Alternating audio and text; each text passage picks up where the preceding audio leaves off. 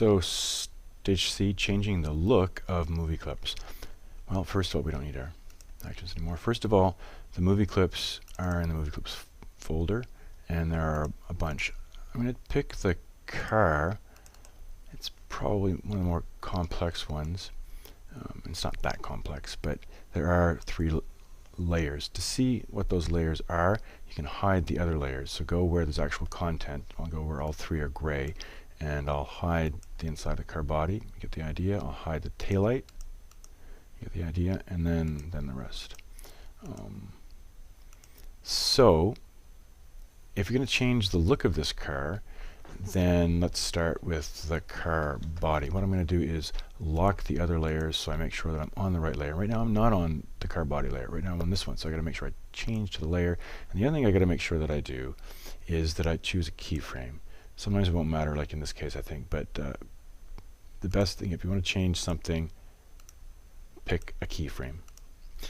So what do I want to do? Change the color of it. So there it is selected now. If I click outside and I click on it again, note that I can't click anything else because they're locked and I'm on this one. And the only thing that this is that. So I'll go to my paint and give myself a nice green car. And oh, it looks like I've got this as well. Is that correct? I think so. I can zoom in. And it's probably in the same layer, yeah. So same thing, fill.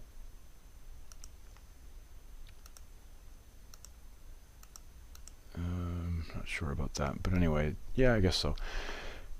Right, so I've changed the color. If I wanted to change anything else, well, probably not a bad idea to do your own layer. I've got this top layer selected, so new layer, maybe my layer.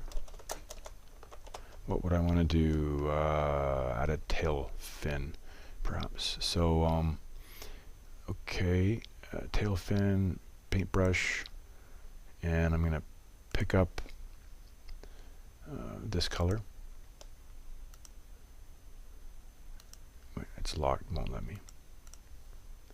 So there, I picked up that color, and I'm on this keyframe of my layer, and I decided it's already kind of got a tail fin. I'm going to do something like an air intake roadster type thing. I don't know. Well, anyway, I did it. Don't know what that is, but I did it. And in terms of animations, wait and get to animations later, but the other thing I suppose you could do is just delete stuff. So if I wanted to delete the antenna, first of all I've got to figure out where it is. Is it here? No. Is it here? No. Is it here? Is it here? Yes. So go here and click on a keyframe, and there's my eraser. Well, that's as big as it gets, I guess. So erase it. And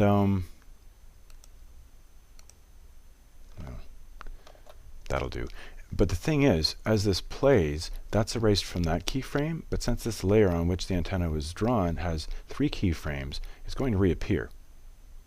So it's going to go again and again and again, right? So on the other 2 keyframes, do the same thing. And yeah. So you can add by painting, you can delete or erase, and just be mindful of the keyframes. Some of these is not that big of a deal. Like the chicken, if you want to change the chicken, well, no, there are keyframes. What about the truck? Lots of keyframes. Wagon, yeah, I guess they've all got keyframes. So yeah, I guess the only thing about the chicken that makes it a little bit easier is that it's only 1 layer. But yeah, maybe one last thing then. You do have to be careful about like deleting stuff and so on. Right now it looks like all of it is selected, so if I delete the whole thing. So if I want just part of it selected, click on the part that I want. If I want to delete rather than erase, so check this out. If I want to get rid of the wings inside, just click delete, or that, click delete. So that's the other way of doing it. So you can use the eraser, go to a certain keyframe and erase something, and it would be erased for that keyframe. But you see there, I mean, this is my problem. When you've got multiple keyframes, whatever you do to one frame, if you want to to be the whole animation, you've got to do it to the other keyframes as well. So I went back, deselect, click inside, delete. I think you get the idea.